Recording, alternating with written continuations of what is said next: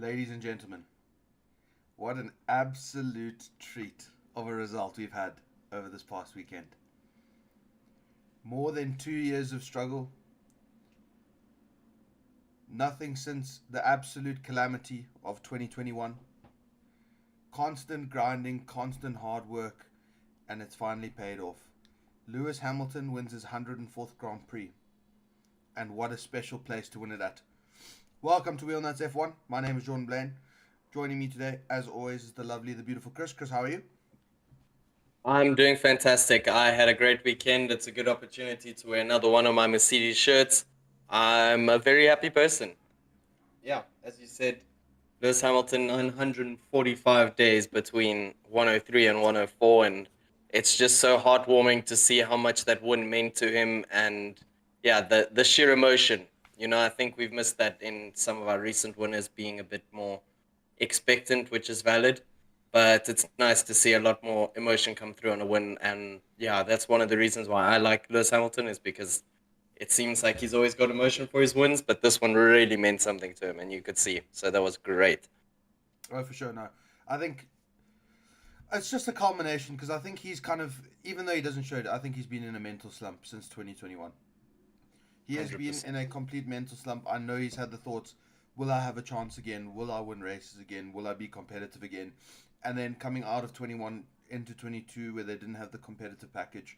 23 again, not such a competitive package. 24, and I mean, arguably he's had Down. chances to win races between them, but he just hasn't capitalized.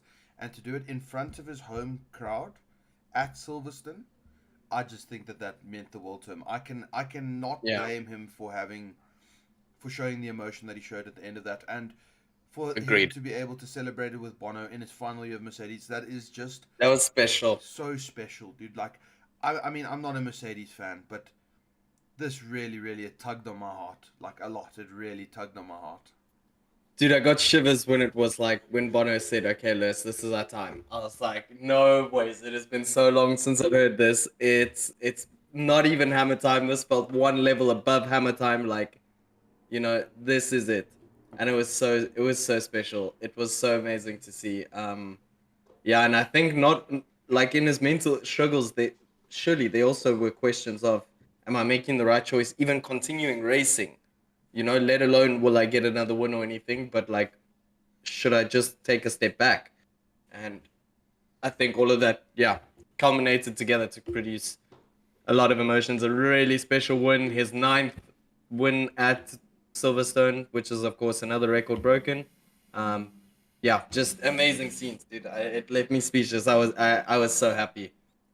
Man, like, there's so much you can say about like how the race played out, but really it was a just a top notch performance from Lewis. You cannot blame him. 100%. You cannot fault him at any turn.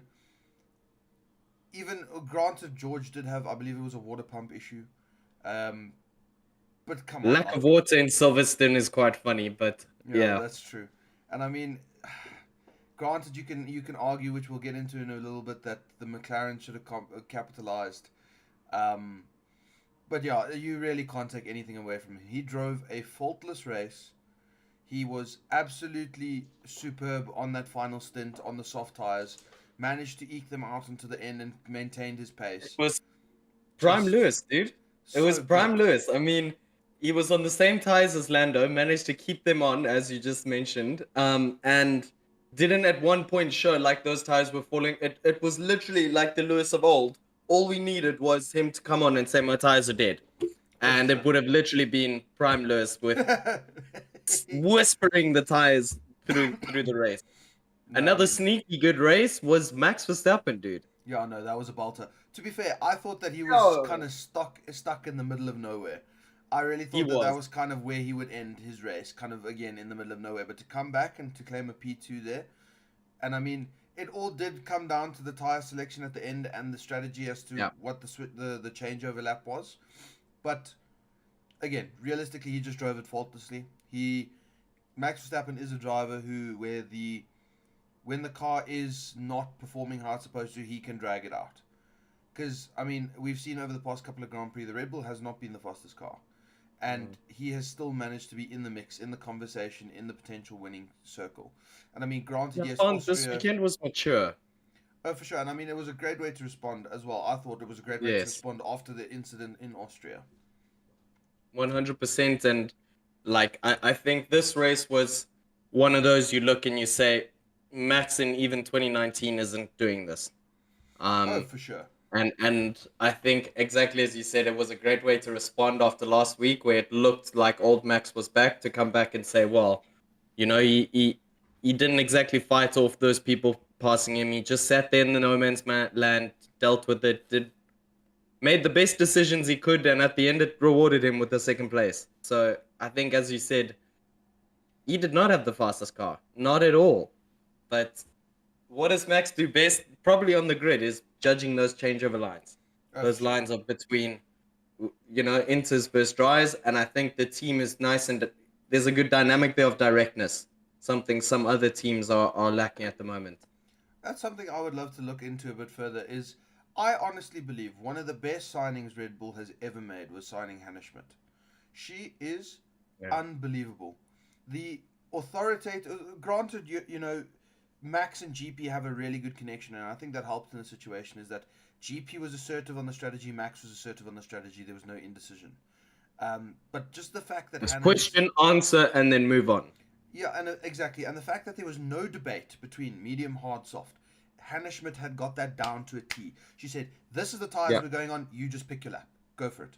And then that's exactly what McLaren missed this weekend is decision and decisiveness. They missed out on that big time. 100%, and I just can't help but feel that McLaren's biggest issue now is nail on the head, decisiveness, is because what we see weekend in and weekend out is them A, having a conversation on the radio with Lando, and B, 9 times out of 10, they're going, this is the tire Hamilton put on, this is the tire Verstappen put on. Who do you want to fight? Instead of saying, well, that's what they did, but actually, we're one of the few teams with brand new mediums, so this is what we're going to do.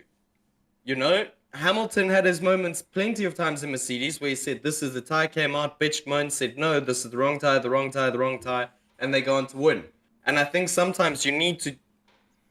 The pit wall has got far more vision and let's say context about the race than the driver, and constantly going to the driver and having discussions, A, takes away concentration, and B, it just leaves more questions than answers. Do your own strategy, create it, do it, and instead of reacting to what the other cars are doing, have more commitment and more confidence in your own team to execute what you think is best. For sure. And I mean, this is not a new issue. No, The I can think back. The one that sticks out in my brain is Sochi 2021. Sochi 2021 again in interchangeable conditions. They failed to pull the trigger at the right time, and there was again a conversation with Lando. Lando, what do you think about inters? And there's no decisiveness. Like exactly that's like the whole thing from these past couple of that's races actually a with really good example. exactly that. My big thing with McLaren at the moment, I know that I'm a hater. You can call me a hater in the chat because I bring it up every weekend. They are throwing race wins away. This is now the sixth of one season, a potential 6 out of 12 races that they could have won. Should, arguably 4 of those they should have won. And I mean, it's And just, Jordan, we spoke about this last season. Do oh you yeah, remember? We spoke about at the end of last season. We still said, they're letting a few wins slip through, and you just hope that it's, this team getting back to being at the front and sort of, like, man, what's the term? But, growing pains. And that they'd sort it out for this year and off they go. But this is like a year and a half of growing pains. I mean, it's honestly at the point where they need to sit down and they need to discuss something serious. Because Uh-huh. I don't know if it's a driver issue. I don't know if it's because Lando has said, "Listen, I want to be able to dictate this," or if it's a communication issue between Lando and his race engineer. I don't know if the race engineer and Lando dynamic is correct. I don't know if the strategy department is working, but it's just a constant issue. I don't want to beat a dead horse, but it is the dead horse that keeps rocking up at every Grand Prix track. Every single time Lando has thrown away a potential race win, it is on poor strategy decisions or indecisiveness, or maybe mistakes on his part. And Oscar Piastri. they threw away a potential Piastri win this For weekend. sure. And Piastri was He was electric. He fire, was dude. fast. He Yo. was so fast. And I In mean, those changing conditions, he was on it, man. that's exactly it, dude. Like it's really just. I don't want to like, dude. I'll shit talk Ferrari in a second because oh my days. But it's McLaren. They in the limelight. They've got the race winning package. They've got a race winning driver combination. They've got the Arguably, fastest car right now. exactly, and arguably one of the best, if not, well, I wouldn't say the best, but one of the best driver pairings on the grid. Yes. With that car, and the facilities and the hype, they should be performing better They should be getting double podiums almost every weekend. for sure. If not the win, a double podium. And that's where it's a little bit sad because, man, my heart broke for Oscar Piastri. That was, wow. Like, Zach Brown even spoke about it on Sky Sports. He said, we need to be careful and make sure that we wear out the difference between double stacking and leaving him out an extra lap. The prime rule, the age golden rule of racing in changeable conditions is be on the right tire. There's no two ways about it. And once again, it just felt like they were too focused on Norris trying to get a good position instead of considering, okay, we can put both of our cars in a good position. And that just felt a little bit desperate. Like, rather than losing one or two positions, double stacking, maybe it's one lap too early that they're boxing and we'll try and get first or whatever. And yeah, I think, as you mentioned, this whole strategy team needs a sit down and a talk because it is not going well. I don't even know what to like. As a strategy team, what do they do? Like, how do you resolve this? Because this is just You know what they mentioned actually was one of the things that I think people might not know is that everyone's kind of got a lot of data, but it's up to the teams to interpret it. And that's something Andrea Stella pointed at is maybe they're getting the data and not sort of digesting it well enough yeah. and being able to actually make something of it. I don't even know who's in charge of strategy at McLaren. Yeah, no, I'm not too. Dude, listen, I think at the moment it seems like there's four different people that are dictating strategy. It seems like it's Lando. It seems like it's Lando's race engineer. It seems like the head of strategy, and it seems like the team principal. There's not a clear line of communication with a clear line Yeah. of decision making, and that's what breeds the indecisiveness. I think I just want to answer the question quickly. Who has final word, the driver or the engineer? Ultimately, the driver, because they can just not go into the pits. But in theory, it should be the engineer. They have the final word between them because, as I mentioned, the driver can just protest, but that causes chaos. I do think that it's a matter of driver to driver, in my professional, I say, in my personal opinion. I would say that a team needs to decide whether their driver is competent enough to make those decisions for themselves. Mercedes is a prime example for this. Lewis constantly decided his own strategy back in the day. And the one that especially springs to mind, was, I believe it was Turkey in 2020, the Turkish Grand Prix. He ran a set of inters from That was lap wild. 3 or from the start of the Grand Prix. I It can't was like, remember. yeah, I think first they were 20 somewhere there. I think Yeah. they were on, and he ran it for almost 50 laps. And what he managed to do is he wore the tread down on his inter tire until it became interchangeable, and he wore it down enough to that inter tire essentially becoming a slick tire, which was one of the craziest pieces of tire like wizardry I've ever seen in my life. Quick explanation. So what JB means is literally the groove to channel the water that you see on everyday cars was gone. It was just worn off. Yeah. Carry on. So basically, that as he timed that so perfectly, he managed to get all of that groove completely down until it was perfectly flat and slick and shiny like a slick tire. That way, he didn't have to come into the pits. During that race, his race engineer Bono was telling him, "Lewis, we're at tire risk. We need to box. Lewis, we're at tire risk." He says, "You know what? Tires feel good. Tires feel good. Tires feel good." And that's what won him that Grand Prix. Because I remember that weekend, the racing points were lightning fast. Sergio Perez Yeah. and Lance Stroll, front row lockout. And I mean, just the sheer racing IQ of Lewis allowed that to happen. I don't think drivers without a certain level of experience should be given that ability to make their own decisions, because they can I see, totally agree. they can for sure feel what the car is doing on track. They can for sure kind of get a sense of it. But as a driver, if you're driving lap after lap after lap after lap on the limit of kind of what your tire is allowing you to without taking too much out of the tire, you're not going to have a clear picture in your brain of exactly where the tire's at. Your engineers have spreadsheets on spreadsheets on spreadsheets on digital displays on digital all of the data that they could possibly need is in front of them. They should be making the decision unless you have the experience to say otherwise. And not only that, you also just can't see the whole track because, as you mentioned earlier, Sochi was a brilliant example because on the straight it was dry, and then on other parts of the track it was pouring with rain. And interestingly enough, Charles Leclerc also struggled from this weekend. Before he boxed too early, he was going along and he went, "No, this is cool, it's dry." Then went through a wet patch, saying, "Enters." Went through another patch, said, "No, it's dry, it's okay." Got to the hangar straight, saw it was wet, enters. Boxed way too early. And yeah, there's a fine line between the driver being able to say, "Guys, no, this tire is okay," and them being able to trust their race engineer when the race engineer says, "Actually, you don't have the full picture, do this." And that's where I think Lewis is pretty good because no matter him and Bono seem to get it right. Whether one of them get it wrong and the other one gets it right, they end up converging to the right choice. And I don't know if maybe Lando just doesn't trust his team anymore, and that's why he's insisting he's a part of these decisions now. But there needs to be sort of a two-way exchange, which doesn't seem to be happening at all. That's actually a brilliant point, Chris. That's a really, really good point. I think the only two race engineer driver combos, three of them, that impressed me this weekend: Nico Hulkenberg and his race engineer, Yeah.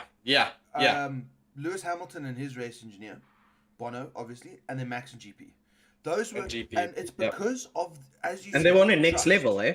Exactly that. It's because of trust. And the reason, I don't think Lando and his race engineer have been working together for long enough. I don't think Charles is a brand new race engineer after they got rid of Xavi. They said, screw Yeah. that guy. Now, he's only been with him since what? The Monaco Grand Prix? And I Yeah. mean, granted, in the Monaco Grand Prix, his race engineer was fire, but there's just not enough trust yet. That's why I think those long standing relationships like Max GP, Lewis and Bono, they are more likely to get onto the right strategy because they have enough trust in each other to make the right decisions. And if, like, Bono or GP will say to the driver, "What do you guys think?" and they say the wrong answer, they have enough of a relationship where Bono and GP can say, "You are wrong. We need to do this." And then the driver will be like, "Okay, I trust you," and then they'll come into the pits. I don't see Exactly. that And this, currently with McLaren or Ferrari I, or any other yeah, team.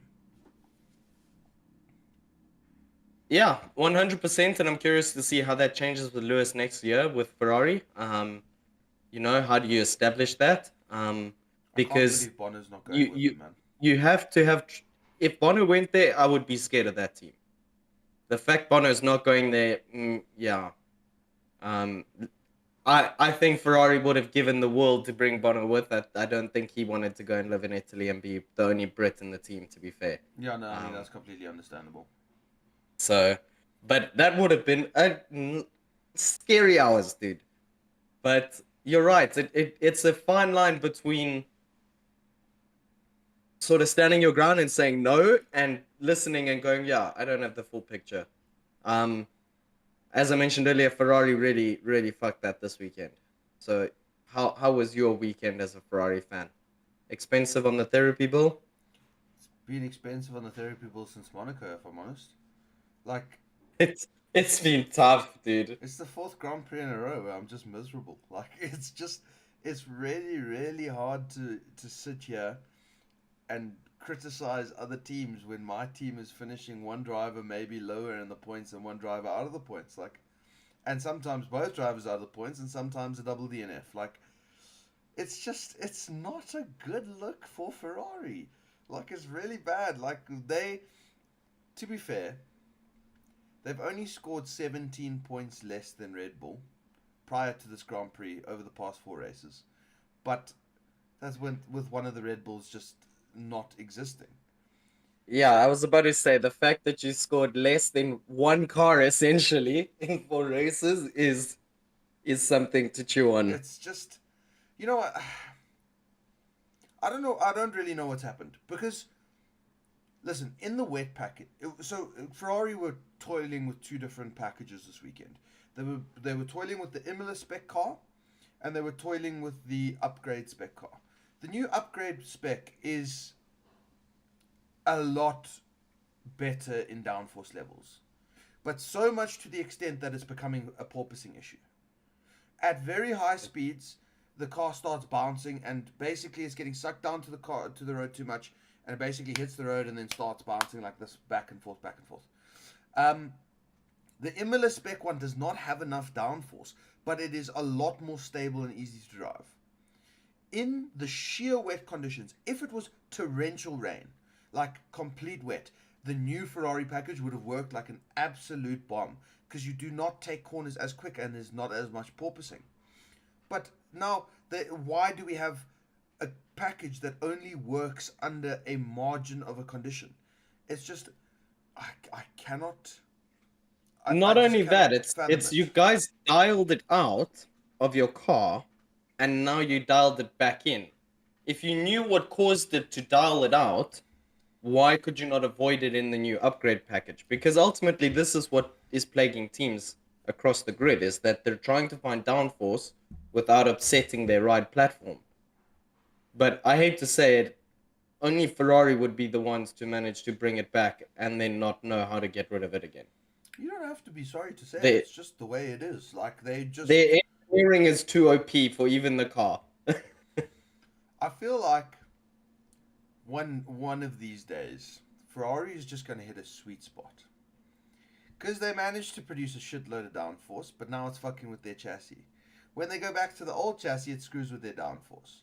When they get both of those right, then the engine's useless. One of these days, all of them are going to come together at the same time, and we're going to have the golden era of Formula One. And I will be sitting back smiling. Might be another 16 years. 10 years? Yeah, I was about to say you guys have been one thing off for decades, and it's and I'm not saying that to even roast you. It's just It's the it's truth. like It's just the way it is. it's what happens. You guys manage to fix something, and then something else pops up, and then you fix that, and then something else. And that's why at the start of the year, I was like, I really had a lot of hope. I thought Fred Vasseur is cooking here. He's got this team operating like a proper Formula One team. He's kicking out the Italians. This should be working. And now I think Fred Vasseur is not getting any sleep because he's thinking, what the fuck? I signed up for this thinking, not to say it was easy, but it was Ferrari. This is like Ferrari, man. Like, oh, I Yeah, feel for man. that man. You know what? And Ferrari's just something else, dude. Lewis is sitting here getting wins because of your team disappearing, knowing that he has to go to that team next year. That I poor man. am very hopeful for next year. I've written off the rest of this year. We got a Charles win in Monaco and we got a Sainz win in Australia. I've written off the rest. Valid. I'm Can't just ask more for more. now my primary job for the rest of the year is McLaren's number one hater. But that's enough on Ferrari. I don't want to cry on the podcast. I think while we're at it, we might as well touch on the big story of the weekend: Mercedes Benz. Mercedes Benz, Mercedes Benz. What an unbelievable weekend. Starts with a front row lockout. Granted, during the race, obviously one of their cars broke. Not ideal. They were 1-2 for a hot minute. And Lewis was fast. He was quick. Quick, quick, quick, quick, quick, quick, quick. And I mean, I half expected Lando to breeze past them in about the first 5, 6 laps. I really did. But the way that they controlled the pace of the race, the way that they controlled their tires, they controlled their strategy. Granted, Lando did, and I think Lando and Oscar got past under the interchangeable conditions. But the fact that they were able to recoup and rebring that back. Especially Lewis, because he kept calm, collected, didn't panic, and that's where I felt George probably would have panicked a bit there. For sure. Didn't panic that they got away. It was like, okay, this is all good. This is all good. And yeah, just waited for it to come back to them. Absolutely unbelievable. I really, I don't know.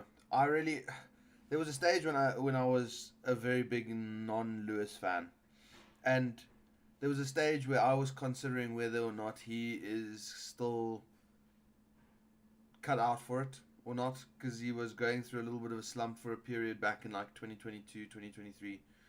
Um, but just what a complete and unbelievable race. Like, it's races like this that make you realize why he is, well, I would even say the greatest of all time. I would be willing to put him above Schumacher in my list because he is just unreal. He is really, really unreal. That was absolutely just like I really And I'm and at and such a you loss just for knew words that over it. once it was in his hands, he wasn't gonna let it slip. Oh, not a Like you, chance. you could just feel like it was there, the opportunity was on the table, it was not happening. And for me, what blew me out of the water was Norris keeping pace with him. Norris was not catching him. So it's not like Norris was burning his tires to catch him. Norris was not catching him. Arguably, we've discussed before, the McLaren is probably the best car on the grid for saving tires. And somehow Lando Norris couldn't keep his tires alive enough to A, fight off Max, B, keep up with Lewis, and yeah, get the win. But Lewis and a Mercedes managed it. I think one of my favorite things from this weekend was Jeremy Clarkson at the start of the Grand Prix. He was Yes, asked by that was Martin good Brundle, shit. Jeremy, who do you think is going to win this race? And he said, I think it's either going to be Lewis or Fernando because the old boys do well in the wet. And that could not have been more true. The Yeah. old boys with the experience knew exactly what to do, and Lewis Hamilton pulled out a Lewis stupidly is good race win. Lewis is a super good wet weather driver, and at Silverstone, he has one of the most impressive wins of all time in What Formula was the One gap? at Like a Silverstone. minute and 18 It seconds? was like a minute and exactly. It was a minute and 18 seconds to second place. For those of you that don't know, And he then, didn't spin once. Everybody else in the grid spun, exactly, like, and he was just chilling. I think the gap to his teammate was a minute and 18 seconds. His teammate's gap to third was a minute and 30 seconds. So Yeah, he it was lapped insane. every single car except his teammate, and he almost lapped his teammate. And that is, Yeah, I think that was also a wet weather Grand Prix, was it not?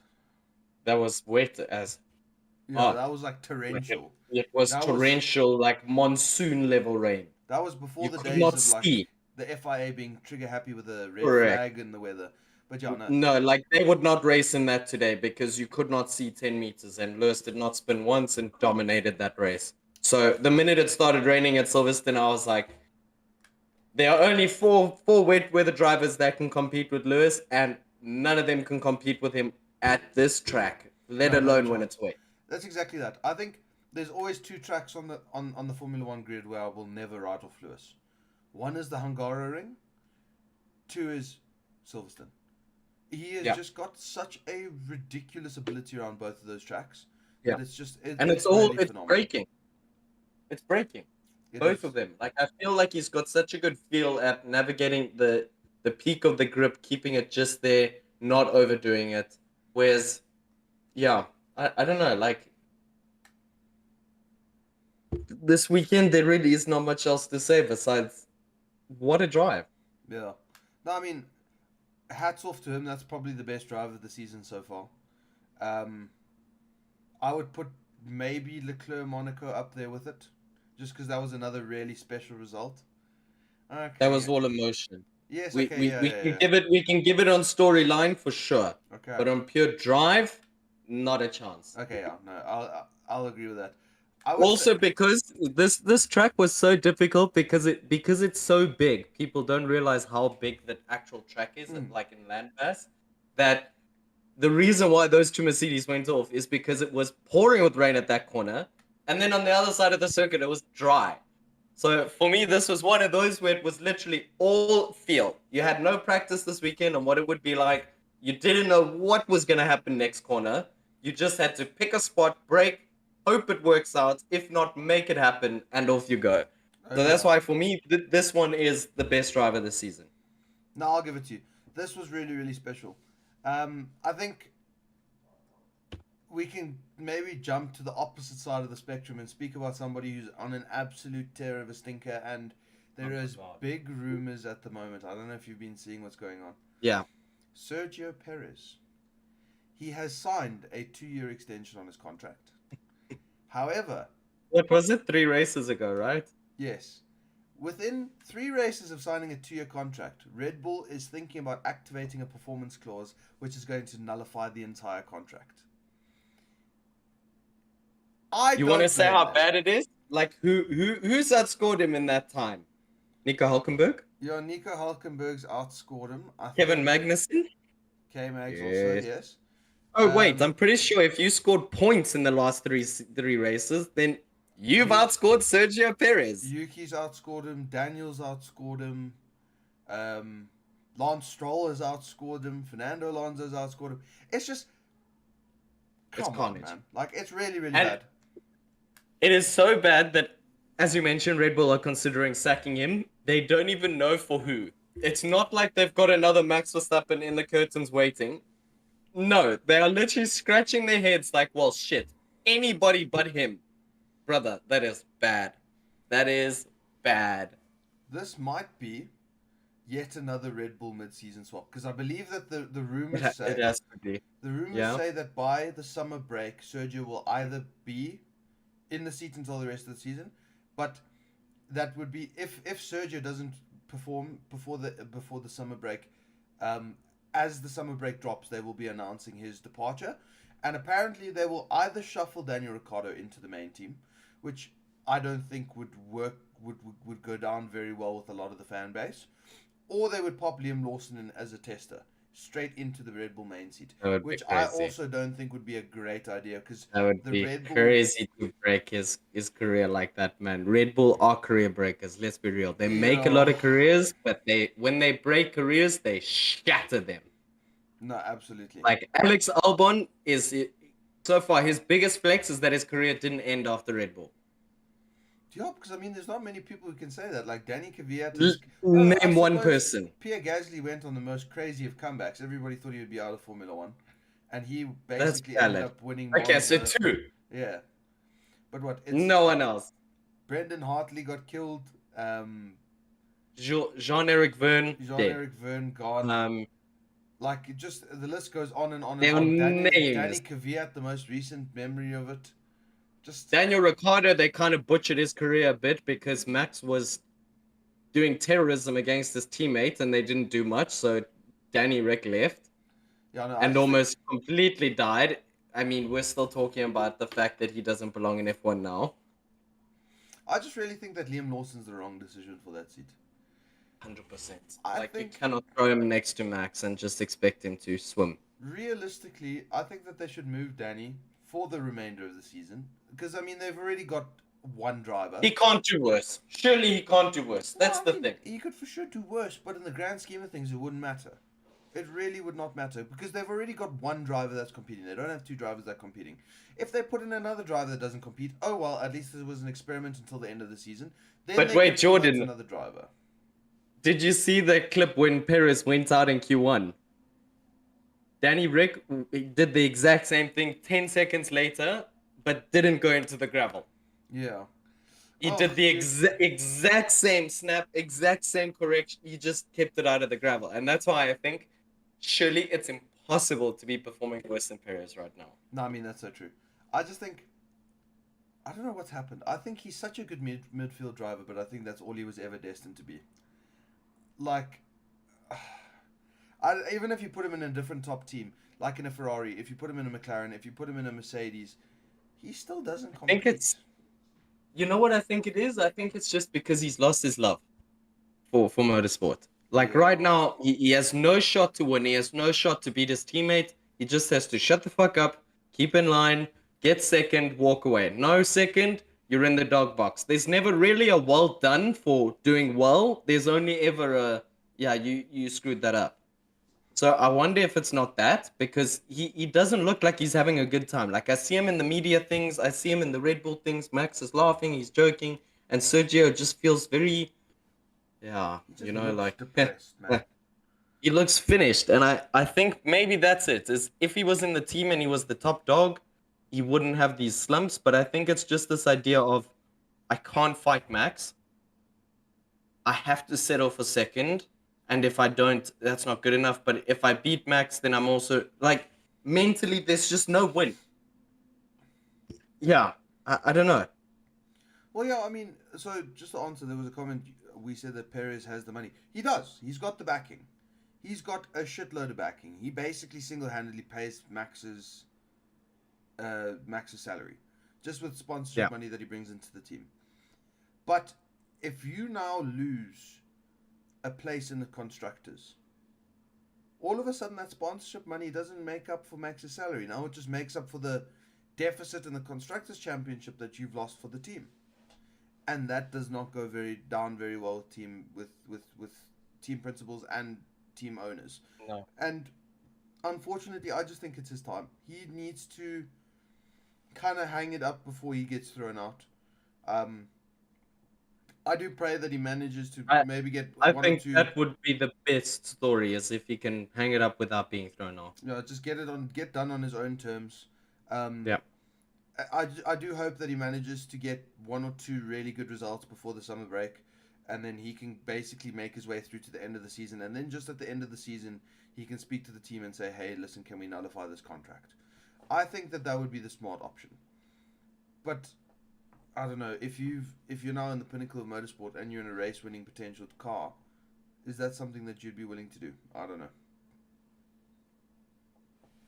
It's just right now his name's getting dragged through the mud. Nobody remembers Perez of Racing Point, of Force India. That was a fire Nobody driver. remembers that, and he was. And he did have that moment in McLaren, and maybe that's what we're re-seeing now. But the problem is Perez has just never been on the level since he got to Red Bull. He was just he could mask it because 3/10 was okay. Now 3/10 is 10 positions, and he's getting shown, and I think he's just then getting into this high pressure cell of I have to perform, I have to, and then he's on an outlap and he bins it. I mean, an outlap, Yeah. really? No, dude, Come I on. really, I just, this, It's so sad to see, dude. it It's is. so sad to see. But unfortunately, it's how the game goes. Like, you can't really blame the game. You can just blame the Nope. player. And yeah, unfortunately, he hasn't shipped up, so he's gonna have to shape out, isn't it? He does have a contract, that is true. However, And he gets a lot of money. there is a performance clause in the contract. That's one thing a lot of people don't know. A performance clause basically says if you do not perform to a certain level, we can nullify this contract at any point. And he is behind on both conditions of that performance deal. And not by a little bit, by a monstrosity. Like one of them, I believe, is not being a certain amount of places behind Max in the drivers' championship, and the other one is a certain amount of points before the midsummer break. He is lacking on both considerably. So it is Yeah. really looking bad. No, I don't see it ending very pretty. But we'll see how the developments go. Obviously, we will keep Yeah. you guys up to date on that. But I yeah, just want to add one last comment on that, and that is it is kind of nice because we are seeing how good of a driver Max, or should I say, being reminded how good of a driver Max is, because he's dragging that Red Bull that is not the fastest car at the moment, at least not. It has the highest peak on the grid still in terms of performance, but accessing that peak has been a nightmare recently. And yeah, I'm not usually a big fan of Max, but I do think we need to show him some appreciation and some credit where credit's due. He's been pulling that piece of shit through in some pretty impressive positions. I mean, like, absolutely. You cannot fault him. Like, Canada. Canada was a complete champions drive. That was not his race to win. Really, really should not have won that Grand Prix by any means. Maybe got a little bit lucky with the safety car, sure. Imola, Imola, again, not his race not his weekend race to win. But especially with Spain? how the Red Bull was performing, being able to pull out that, I think he qualified pole in Imola, did he not? Yes, he did. One of the most unbelievable pullouts, because that middle sector in Imola coming through like Aqua Minerali, the Red Bull was awful, and he just managed to pull They it were through. losing 3/10 in that sector to the other cars alone. To be able to get 3/10 from the two other sectors is massive. In Formula One, 3/10 is a mountain to climb. I just 100. think he is, Spain also wasn't his. yeah, no, I just think that he's really special. He is a special driver. He's a very fast driver. I just think that now that the competition's closed in, it's pointing out a lot more weak points in the Red Bull.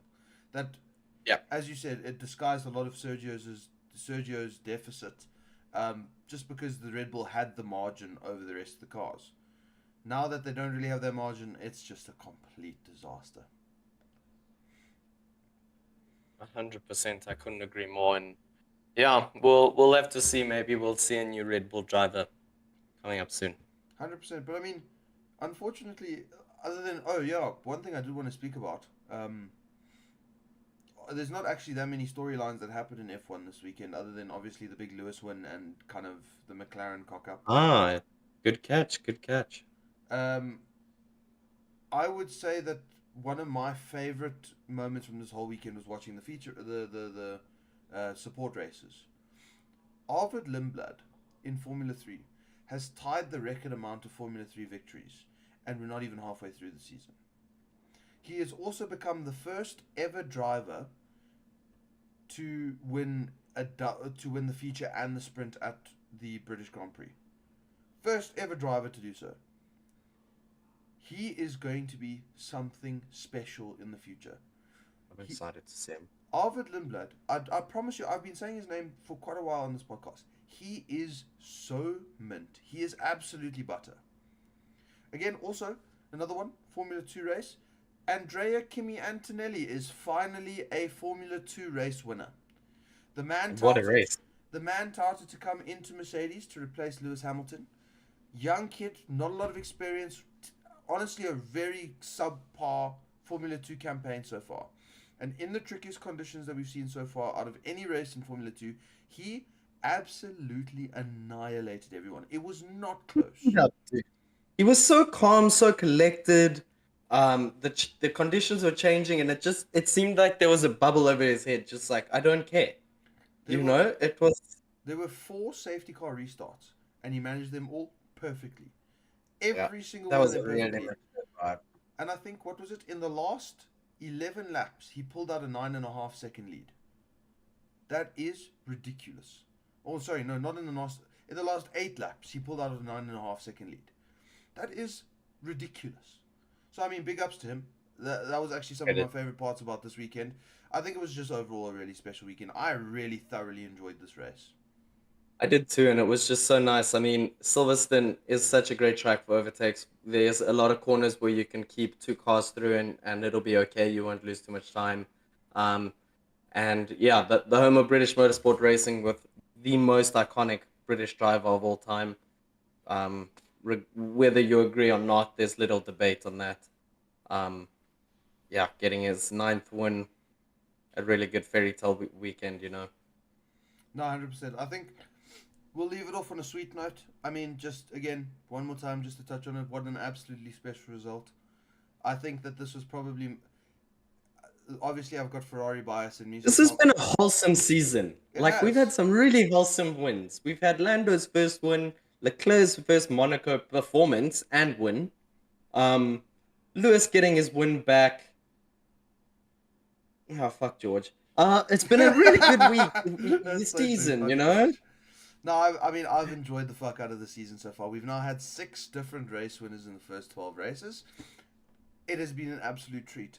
So just to end it off on a positive note, what a special result for Lewis. Absolutely loved it.